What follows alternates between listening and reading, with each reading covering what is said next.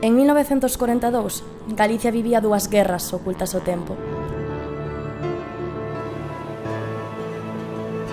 Na costa, nazis e aliados combatían nunha batalla sen límites polo control do océano. E na terra, a resistencia enfrontábase a Franco dende a liberdade que aínda sobrevivía nas aldeas e nos montes. E cando as dúas guerras se xuntaron, non só cambiou para sempre o noso futuro, tamén o noso pasado. Homes e mulleres que botamos man do que tiñamos agachado dentro.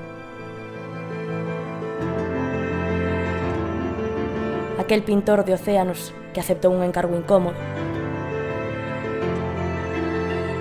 Eu, unha mestra, case unha nena, que batín cun gran segredo.